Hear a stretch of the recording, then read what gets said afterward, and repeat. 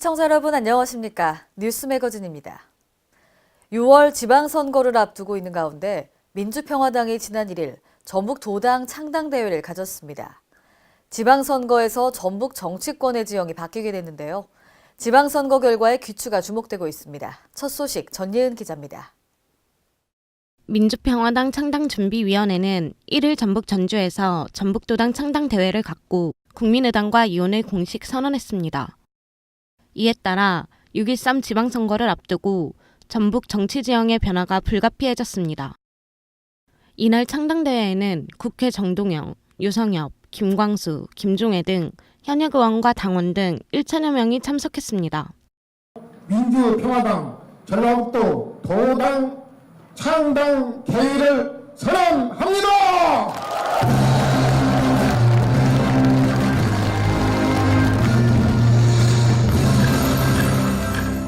또 정동영 의원은 민주평화당과 더불어민주당이 1대1 구도를 신속하게 만드는 것이 핵심 전략이라고 밝혔습니다. 민평당 전북도당이 출범함에 따라 전북 정치권도 기존 민주당, 국민의당, 정의당, 민중당 등 4당 체제에서 5당 대결 구도로 바뀌었습니다. 특히 전북 출신 국회의원 10명 중 5명이 민평당에 참여, 오는 지방선거에서의 결과에 귀추가 주목되고 있습니다. K랜 전예은입니다. 세종특별자치시가 지난 31일 공인국제안전도시를 선포했습니다. 세종 어린이합창단의 공연으로 시작한 이날 선포식은 국제안전도시 공인협정서 서명 및 휘장 전달, 공인선포 등의 순으로 진행됐습니다. 한편 시는 2014년 안전도시 조례 제정과 안전도시위원회 구성을 시작으로 국제안전도시 공인기준에 근거한 다양한 안전 증진 사업을 추진해왔습니다. 9층 규모의 한국 최대의 석탑이죠.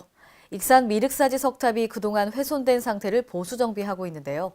드디어 10월 모습을 드러냅니다. 홍재희 기자입니다. 한국에 남아있는 석탑 가운데 가장 오래된 석탑인 전북 익산의 미륵사지 석탑이 올 10월 덧집을 벗고 모습을 드러냅니다. 미륵사지 석탑은 국보 11호로 백제무왕 639년에 만들어진 한국 최대의 석탑입니다. 이 석탑은 수천 개의 얇게 조각한 돌을 쌓아 올린 목조 건물의 양식을 석재로 구현하고 하늘을 향해 뻗은 귀소슴 양식의 지붕들을 사용해 석조문화재의 백미로 꼽힙니다.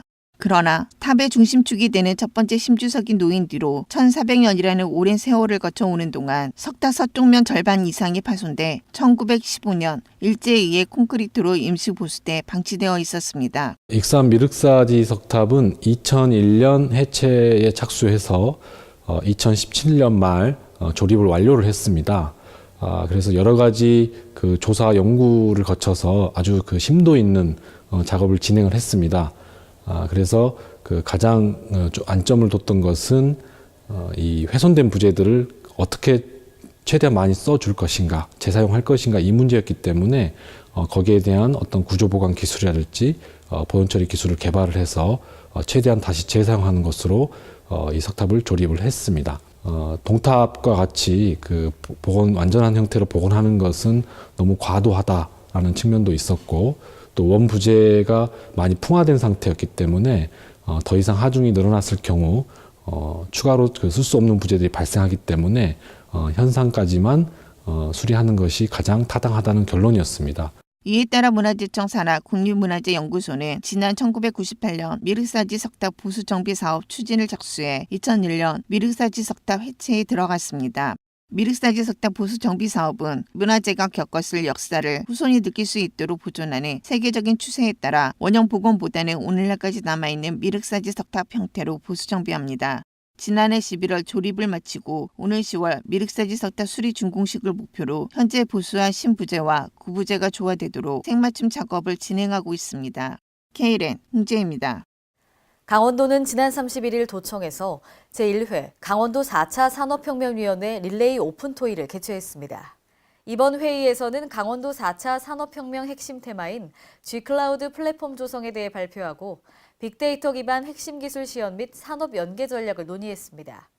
특히 G클라우드 플랫폼 조성 사업은 도내 공공, 의료, 민간기관의 빅데이터 정보를 수집해서 플랫폼을 구축하는 것입니다.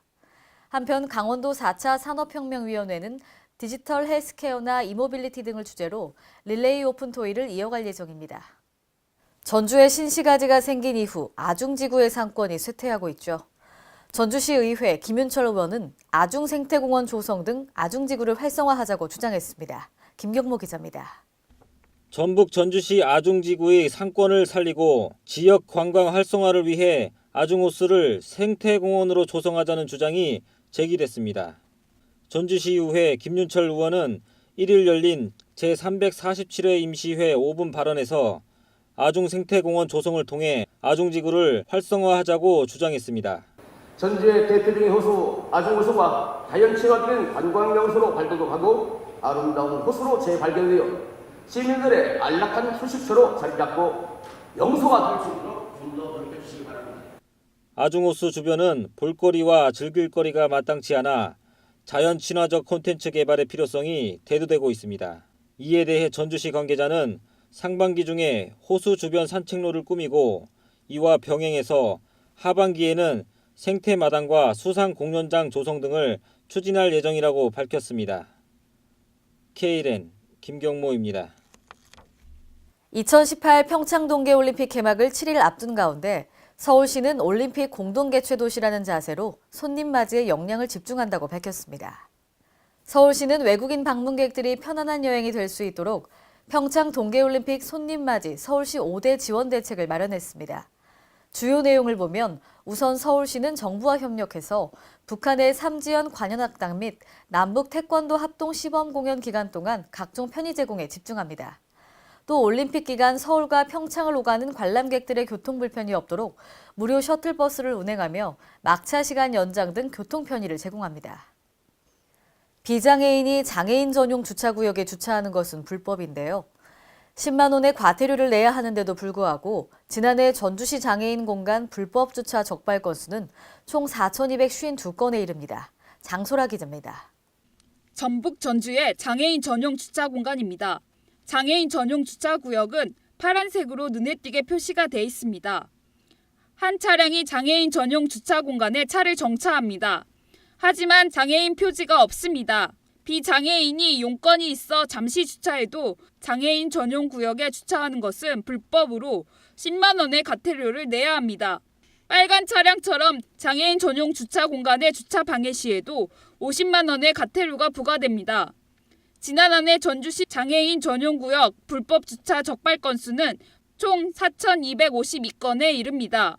전주시 구별로 과태료 부과 건수는 전주시 덕진구는 작년 한 해 2,085건으로 재작년 1,374건과 비교해 53.8% 증가했습니다. 전주시 완산구 또한 2016년 2,029건에서 2017년 2,167건으로 6.8% 늘었습니다. 전주시 덕진구, 완산구 모두 2,000건이 넘는 장애인 불법 주차 차량이 적발된 것입니다. 이처럼 장애인 전용 주차 공간에 불법 주차 차량이 는 것은 스마트폰을 이용한 시민들의 신고가 증가했기 때문입니다. 올 한 해 들어서도 한 달 평균 150에서 200여 건의 장애인 주차 공간에 불법 차량이 적발되고 있어 전주 시민의 성숙한 시민의식은 유연해 보입니다. KLN 장소라입니다. 오늘의 간추린 뉴스입니다. 정부가 미세먼지 줄이기 대책 중 하나로 전기자동차 보급을 추진하는 가운데 대전광역시가 공공충전소 등 보급 사업을 확대해 나가고 있습니다. 대전시는 올해 전기자동차 보급 사업을 지난해보다 3배 증가한 600대로 대폭 확대했는데요. 한 대당 국가보조금은 1,400만 원입니다. 또 세금 감면 혜택도 늘었고요. 최대 590만 원까지 감면받을 수 있도록 합니다. 청년 스스로 청년 문제에 대해 논의하고 정책을 만들 인재를 찾습니다. 경남 창원시가 지역 청년을 대변하는 청년정책 네트워크를 운영하기로 했는데요. 창원시는 만 19세 이상 만 34세 이하의 청년들을 대상으로 청년정책 네트워크에 참여할 인재를 오는 19일까지 모집합니다. 청년정책 네트워크는 1년 동안 일자리나 문화, 교육 등 4개 분야로 나눠서 다양한 의견을 제시하고 각 분야별 중점 과제를 발굴해서 토론을 거쳐 대안을 제시하는 역할을 수행하게 됩니다. 국방부는 병역 판정 및 입영 신체 검사 시 병역 처분의 기준이 되는 병역 판정 신체 검사 등 검사 규칙 개정안을 지난 1일부터 공포하고 시행에 들어갔습니다. 이번 개정안의 주요 내용은 다음과 같습니다. 체질량 지수를 기준으로 저체중, 비만인 경우 4급으로 판정했는데 BMI 14 미만 또는 50 이상인 경우 5급으로 판정할 수 있는 기준을 신설했고요. 발목 관절이 발등 쪽으로 전혀 굽혀지지 않을 경우 4급에서 5급으로 변경했습니다.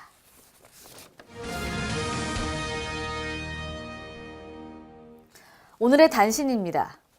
서지현 검사의 검찰 내 성희롱, 성폭력 사건 고발을 계기로 사회 다양한 곳에서 미투 운동이 잇따르는 가운데 정부가 특별점검을 실시하기로 했습니다. 우선 공공부문 대상 특별점검을 실시하고 30인 이상 사업장까지 포함한 실태조사를 통해서 직장 내 성희롱 등에 대한 실태 파악에 나섭니다. 공공부문에 대해서는 2019년까지 성희롱 발생 실태와 재발 방지 대책 수립 여부 등을 현장에 직접 찾아가서 특별 점검을 할 계획입니다. 행정안전부는 2018년 7월부터 본인 확인 수단으로 활용하던 공공아이핀 서비스를 민간기관으로 일원화합니다. 만 14세 미만 이용자는 공공 아이핀만 발급받을 수 있고 휴대폰을 통한 발급은 민간 아이핀만 가능해 발급 체계와 방법 등이 달라 혼란을 초래해 왔었는데요. 이번 일원화 결정에 따라서 오는 7월부터 공공 아이핀의 신규 발급 및 재인증이 전면 중단됩니다. 기존 공공 아이핀 이용자에 대해서는 유효기간 만료 시점까지 본인 확인 서비스는 계속 제공해서 이용자의 불편을 최소화할 예정입니다. 이상으로 뉴스 매거진을 마칩니다. 시청해주신 여러분 고맙습니다.